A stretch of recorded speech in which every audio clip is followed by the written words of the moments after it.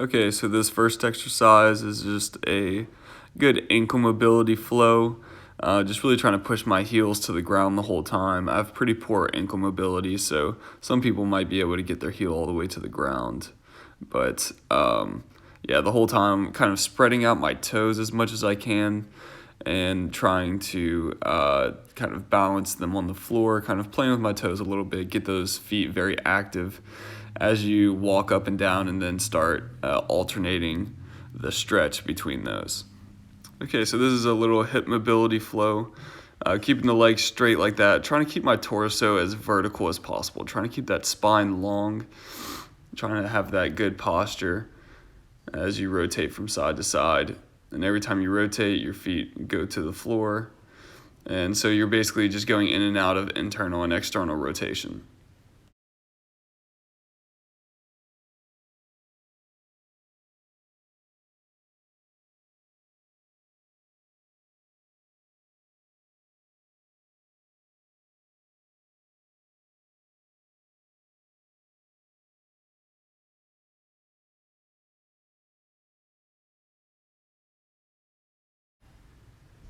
Okay, so this is 90-90.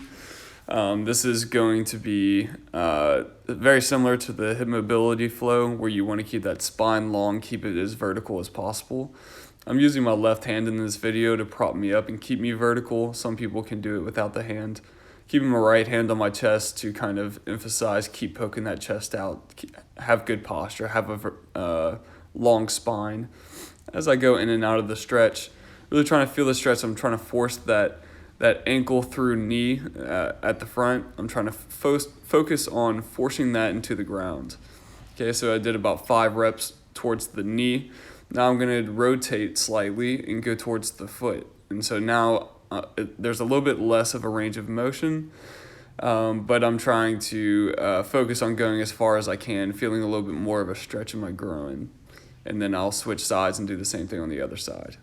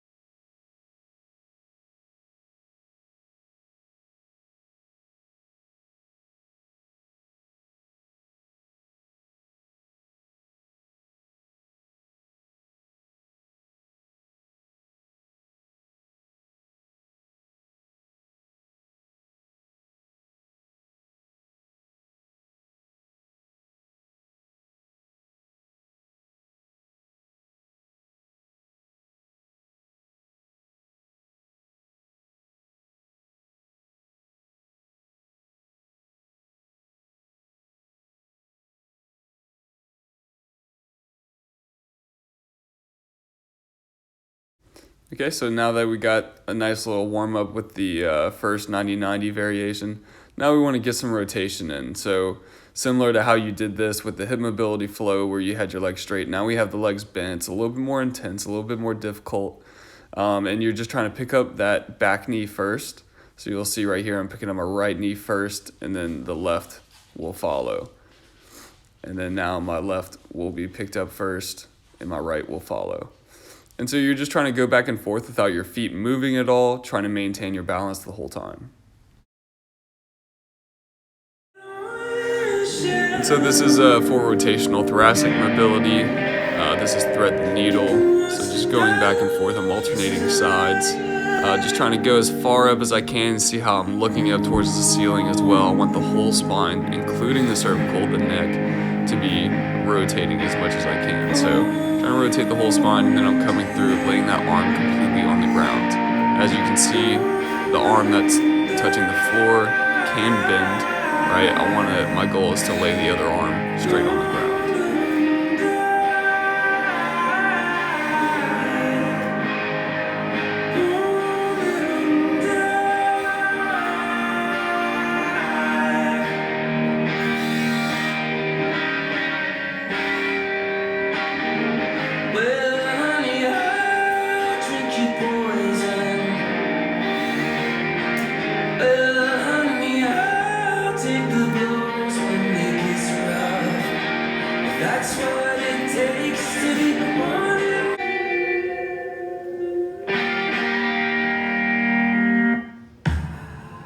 Okay, right here, so I'm picking up my hands, my thumbs are facing the ceiling.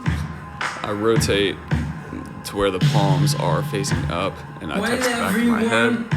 Then I come around, the whole time I'm keeping my chin on the floor. Come around into the handcuff position, trying to keep tension between those shoulder blades, trying to flare those elbows as much as I can, squeeze those shoulder blades together. Then I come back around, keeping those shoulder blades very active. Coming back around, you can see I'm rotating my hands where my palms are facing the ceiling again. Come back into the original position and touch, and then rest. Okay, and then I go in for my second rep. Same thing, you want to pick up your hands as high as possible. You come back, try to touch as far as you can on your back. Release, and then start going around. As you go around, you're rotating the palms towards the floor. You come all the way around into a handcuff position. Grip the other hand, and then pull it as high as you can. You want to pull your hands as close to your head as possible, squeezing the shoulder blades together. As I release, I'm trying to keep those shoulder blades squeezed together as I rotate my hands, and my palms are facing the ceiling, and then I go and touch the back again. Okay, so these are Kang squats. So I'm starting off the movement. I have a 20-pound dumbbell against my chest, and I'm focused on keeping that against my chest. As I hinge my hips first, and then squat second. Okay, so I'm breaking up the two movements that happen in a squat, which is hip flexion and then knee flexion. Okay, so you're focused on hinging your hips as much as you can to where your hamstrings don't allow you to go anymore, and then you come down into the squat. And then you come out of the squat into the hip hinge, and then you finish off the hip hinge.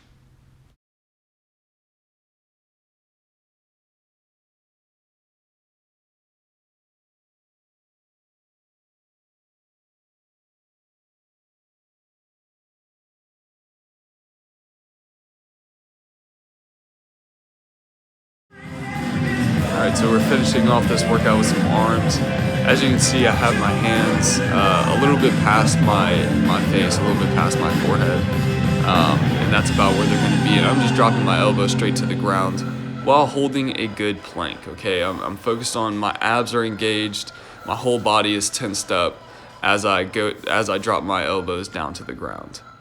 Alright, and then right after the first tricep exercise, we go into this, which is wall tricep extensions. Just a pretty similar concept. I'm just trying to drop those elbows to the wall. Should be a little bit easier, but you're going to do more reps, so hopefully you feel a nice little burn. My hands are above my head. I'm on my toes right here. I know it's a bad camera angle, so you can't see my whole body, but I'm on my toes right here, really trying to put the most amount of weight as possible onto my hands and upper body.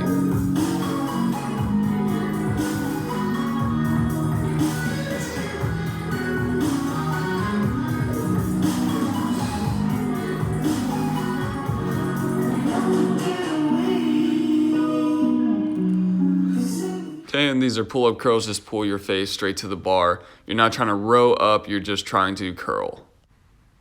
Okay, and these are just basic dumbbell curls with a little pulse. Okay, so I'm rotating as I go up. I'm starting off with a neutral grip, and as I come up, I'm rotating to where my pinky is going towards my shoulder, and then I'm going to do a little pulse about halfway through, and then I'm going to come back down.